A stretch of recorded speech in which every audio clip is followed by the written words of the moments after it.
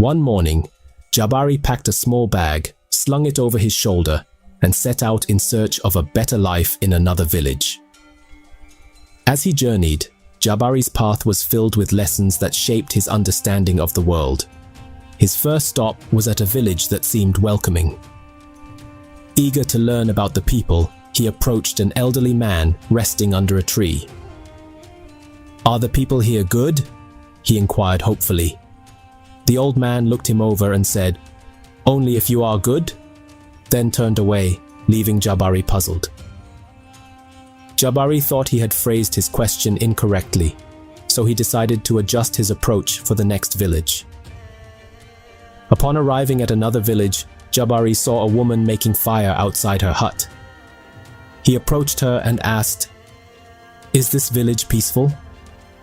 She looked up from her fire, her face lined with the wisdom of years, and replied, "Only if you have peace in your heart." Jabari frowned, still not satisfied with the cryptic answers. Disappointed but not deterred, Jabari continued his journey. As dusk fell, he neared a small village. Everything was unusually quiet. Curious, he approached a little boy playing by the roadside. "Hey, little boy, why is everywhere so quiet at this early evening time?" The boy looked up, his eyes wide with surprise, and whispered, "Oh, today is our annual festival where no stranger dares step foot into this village." Alarmed by the boy's words, Jabari quickly left the area. Further down the road, Jabari's adventures grew even more bizarre. He wandered into a village where the houses were brightly colored and the streets were oddly empty. As he explored, he unwittingly neared a hidden spot where a large dog guarded its bone. The moment Jabari stepped too close, the dog lunged, barking furiously. Jabari ran as fast as he could, his heart pounding, while the dog chased him out of the village, its barks echoing in the empty streets. Breathless and scared, he didn't stop running until the village was a mere speck behind him. Exhausted and still shaken from his encounter with the dog, Jabari pressed on until he reached the next village. His stomach growled loudly, a relentless reminder of his long journey without food.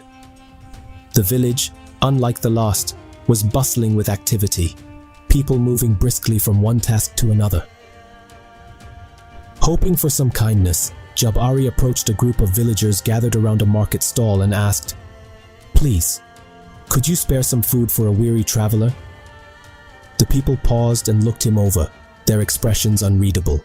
Finally, an elderly man stepped forward, his voice firm yet not unkind. "Young man, here in our village, nothing goes for nothing. What can you offer in return for the food you seek?" Taken aback by this, Jabari pleaded, "I have nothing to offer but my gratitude. Could I at least have some water to quench my thirst?" A woman carrying a basket of fruits interjected sharply, "Nothing is just in this village, not even water. What can you give to get what you need?" Jabari felt a sinking feeling in his gut. With nothing to trade and no means to pay, he realized he wouldn't find the help he needed here. He bowed his head slightly, thanked them for their time, and left the village hastily. As he walked, his thoughts wandered back to his own village. Although they had little, the community shared what they had. He remembered his neighbors' kindness, offering meals even when their own supplies were low. In his village, generosity wasn't a transaction, but a given. With each step, the nostalgia grew, mixing with a newfound appreciation for his roots. Despite the lack of abundance, there was a warmth in his heart thinking about home that no wealth could replace. Now, more than ever, Jabari understood the true value of his humble beginnings.